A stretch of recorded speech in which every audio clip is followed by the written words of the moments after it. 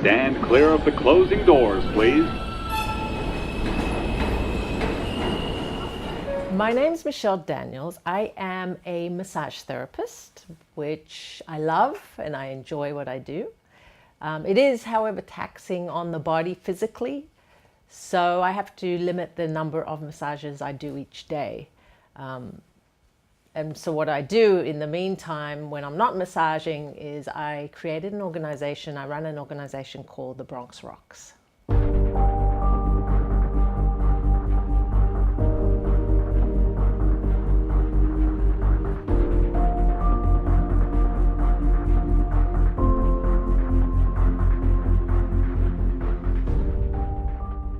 The Bronx Rox is essentially a platform for community engagement.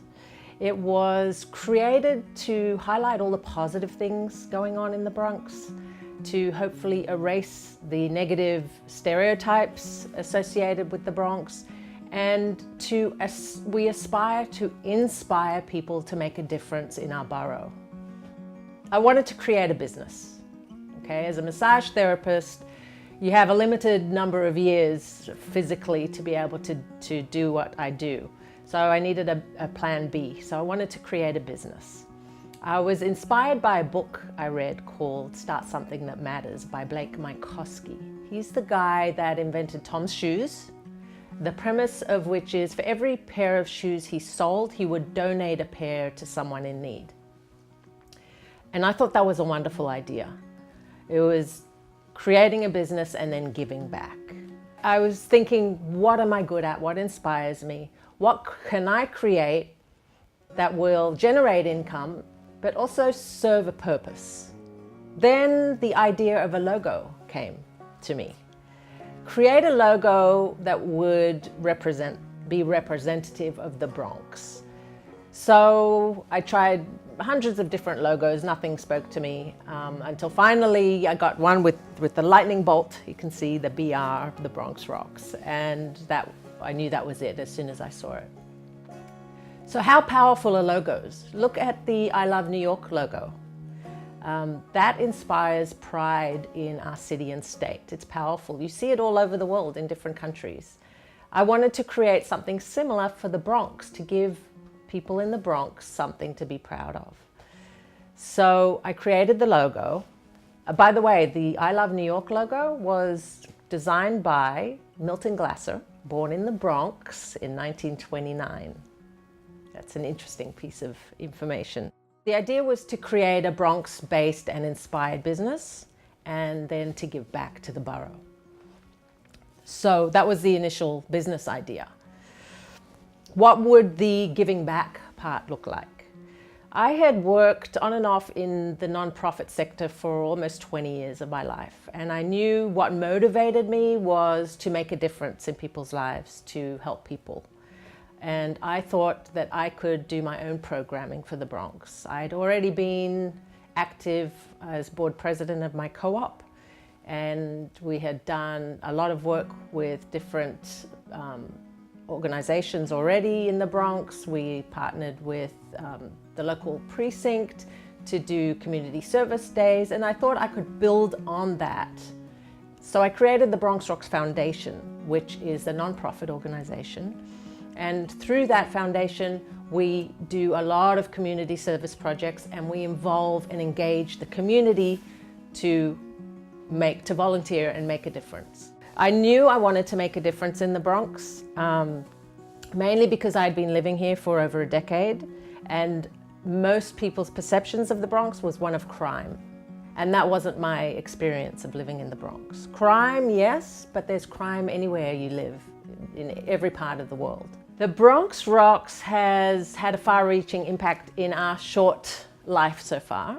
We have reached out and continue to reach out to individuals, businesses, organizations, and even city officials to participate in Community Day projects. So far, we've done several Community Day paintovers, which involves gathering volunteers to paint over unsightly graffiti, the tagging that you see around on public and private property. So involving local residents to take part in those activities has been successful. We created, after the hurricane in Puerto Rico and the earthquake in Mexico, there were a lot of donation drives. People wanted to help, they didn't know how. So we organized several locations, drop-off locations where people could drop off donations. And we took those donations to the Bronx Borough President's donation drive. People just came out in droves to help, which was so heartwarming to see. We had a free haircuts for the Bronx event. We gave over 45 haircuts to people of the Bronx, mostly from community organizations. Some of them were homeless.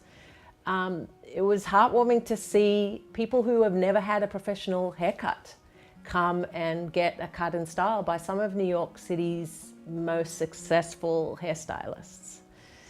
We had a tribute dinner honoring the female inspector of our local precinct, which the police commissioner attended, and numerous NYPD chiefs. That was a wonderful experience. And we created the Bronx Rox walking group.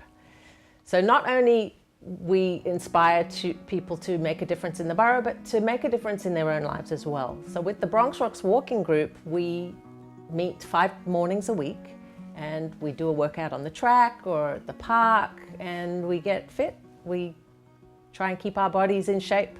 People want to make a difference, but they don't always know how. And we want to be able to create a platform for people to be able to help. The mayor's office reached out to me last month, and they said, we think the Bronx Rox would be a great organization to incorporate a mentorship program. So I'm partnering with Mentor New York City, going to take a full day's training seminar to learn about mentorship and the impact it can have on our borough. And the Bronx Rox will have a mentorship program, hopefully by the summer. We want to grow, we want to expand our board of directors, and we want to have a bigger impact and outreach on the community.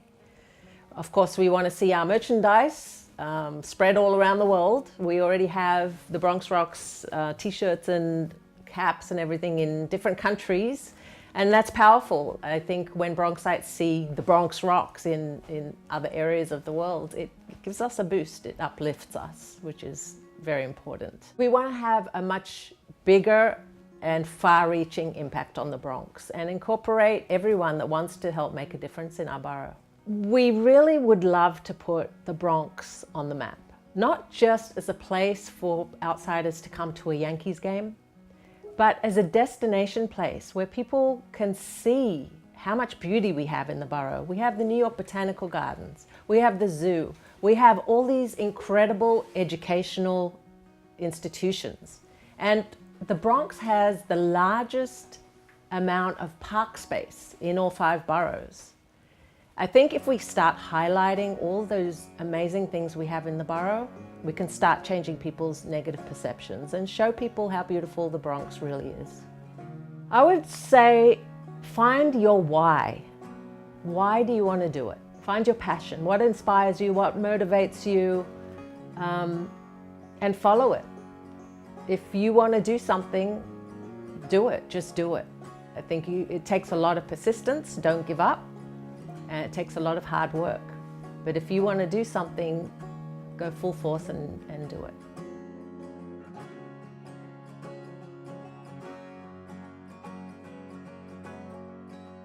Thank you for answering all of your questions today, and I just have one more question. What's your opinion of a Bronx-based studio made for Bronxites?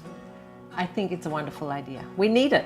Why should people go to Manhattan to be creative when we have our own talent here in the Bronx? I am all for having more creative things in the borough, empowering local Bronxites to do creative things like this, and I think it's a wonderful, wonderful thing to have. It really is, and that's why I made this, because when I first started, I was always curious as to why everyone needed to go to Manhattan for something like a photo shoot, when, like you said, there's lots of park space here. They can utilize the parks, but if they want the indoor experience I figured why not step up and give them that chance. So. Absolutely. It's fantastic. I think it's wonderful what you're doing.